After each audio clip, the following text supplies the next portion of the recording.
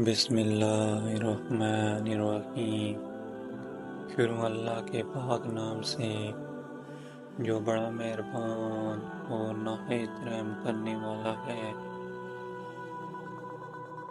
ماہ رمضان کی 17 تاریخ سن 2 ہجری تاریخ اسلام کا وہ عظیم الشان یادگار دن ہے جب اسلام اور کفر کے درمیان پہلی فیصلہ کن جنگ لڑی گئی اور مٹھی بھر مسلمانوں کو کفار کے لشکر پر فتح عظیم حاصل ہوئی۔ غزوہ بدر کو دیگر غزوات پر کئی اعتبار سے فوقیت حاصل ہے۔ اسے کفر و اسلام کا پہلا معرکہ ہونے کا شرف حاصل ہے۔ خود حضور اکرم صلی اللہ علیہ وآلہ وسلم نے غزوہ بدر کو ایک فیصلہ کن معرکہ قرار دیا اور قرآن مجید نے اسے یوم الفرقان سے تعبیر کر کے اس کی اہمیت پر مناسبت کر دی۔ 13 سال تک کفار مکہ نے محمد رسول اللہ صلی اللہ علیہ وآلہ وسلم اور آپ کے صحابہ کرام پر ظلم و ستم کے پہاڑ توڑے۔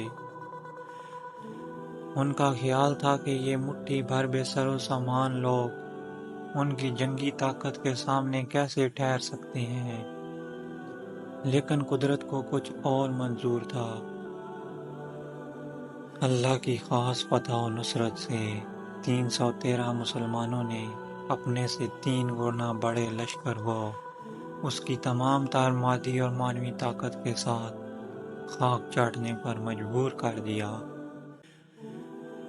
دعائے رسول اللہ صلی اللہ علیہ وآلہ وسلم اور جذبہ ایمانی سے کفار کے 70 جنگجو جہنم واصل ہوئے۔ 14 صحابہ کرام نے امتیاز شجاعت کی تاریخ رقم کر کے شہادت پائی۔ اس دن حضور صلی اللہ علیہ وآلہ وسلم نے یہ دعا فرمائی تھی: اے اللہ، میں تجھ سے سوال کرتا ہوں کہ اپنا وعدہ اور اقرار پورا کر۔ یا اللہ، اگر تیری مرضی یہی ہے کہ کافر غالب ہوں تو پھر زمین میں تیری عبادت کرنے والا کوئی نہیں رہے گا۔ اسی لمحے رب کائنات نے فرشتوں کو وحی دے کر بھیجا: میں تمہارے ساتھ ہوں، تم اہل ایمان کے قدم جماؤ، میں کافروں کے دلوں میں رعب ڈال دوں گا۔ سنو، تم گردنوں پر مارو اور ان کے پور پور پر مارو۔ سورہ انفال آیت نمبر 12۔ مقام بدر میں لڑی جانے والی اس فیصلہ کن جنگ نے یہ ثابت کیا ہے کہ مسلمان نہ صرف ایک قوم بلکہ مضبوط اور طاقتور فوج رکھنے کے ساتھ ساتھ بہترین نیزہ باز، گھڑ سوار اور دشمن کے وار کو ناکام کرنے کی صلاحیت رکھتے ہیں۔ امر واقعہ یہ ہے کہ جنگ بدر اسلام کے فلسفہ جہاد کا نقطہ آغاز ہے۔ یہ وہ اولین معرکہ ہے جس میں شہادت کے مرتبے پر فائز ہونے والے جنت میں داخل ہونے میں بھی پہل کرنے والے ہیں۔ قرآن پاک کی کئی آیات اور حدیث مبارکہ غزوہ بدر میں حصہ لینے والوں کی عظمت پر دلالت کرتی ہیں۔ ایک آیت کریمہ میں اللہ فرماتا ہے، ترجمہ، کہ میں 1000 فرشتوں سے تمہاری مدد کروں گا جو آگے پیچھے سے آئیں گے۔ سورہ انفال آیت نمبر 9۔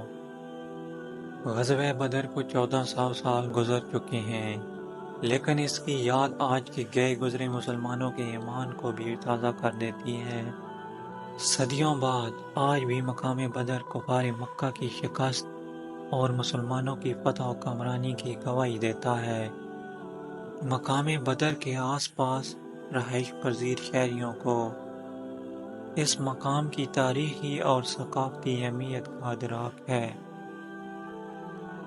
جنگ بدر کے حوالے سے مختلف شعراء کرام نے شعر لکھے ہیں۔